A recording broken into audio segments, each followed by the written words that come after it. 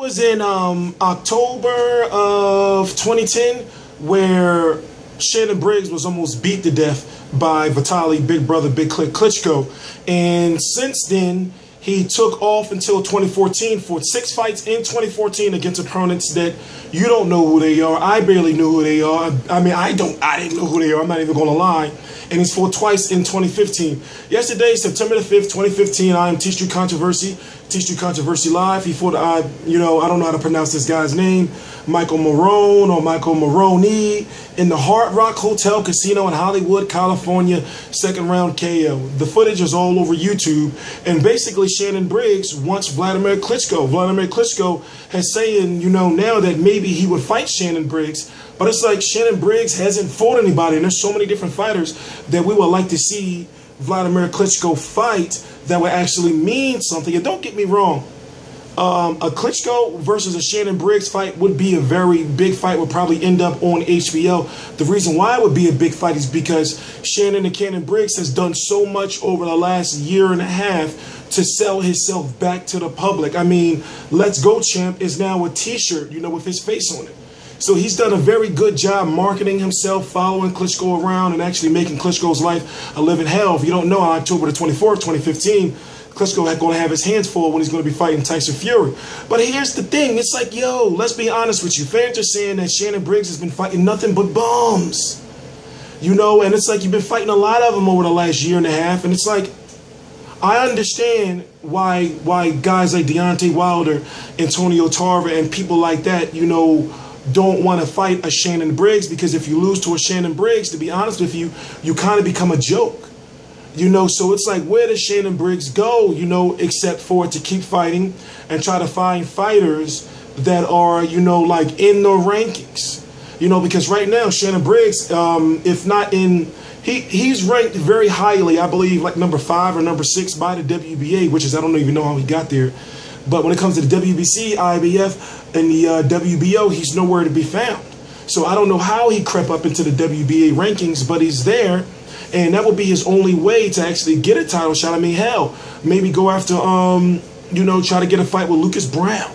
With Lucas Brown, want to take that fight. Lucas Brown is an undefeated Australian heavyweight who's a WBA mandatory for Klitschko. And basically right now, I don't see how Shannon Briggs fits into the Klitschko mix. For example, you got Zar Glaskov, who's the IBF #1 contender. And remember, Vladimir Klitschko's got the WBA, the IBF, the WBO, and the IBO in the ring, if you want to count the ring. So you got to think, and Deontay Wilder has the WBC. So you got to think his #1 contender, his mandatory for the IBF is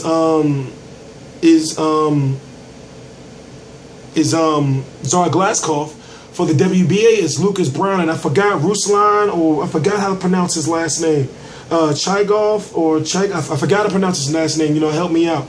And then for the WBO, who's the mandatory for the WBO at heavyweight? I done forgot, and I'm probably supposed to know, forgive me. But no, it's Tyson Fury who is fighting. So it's like, how does Shannon Briggs fit into the plans? Yeah, he scored a second round knockout.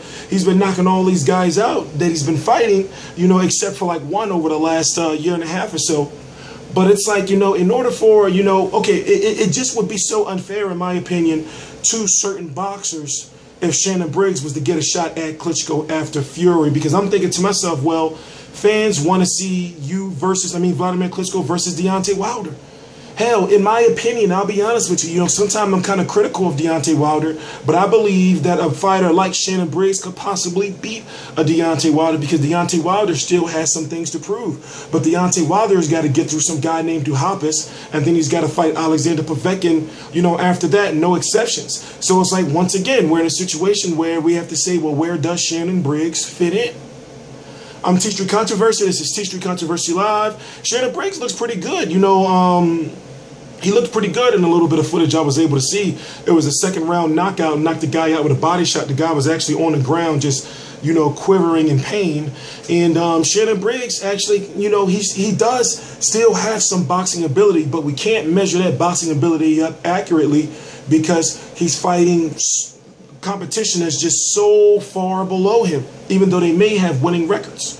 You know, and when I say winning records, he's not fighting no guys that are undefeated. He's fighting guys that's like 25-7. You know, stuff like that, guys that, you know, we haven't heard of before. I'm T Street Controversy. This is T Street Controversy Live of RealCombatMedia.com, and I cover every single major fight live.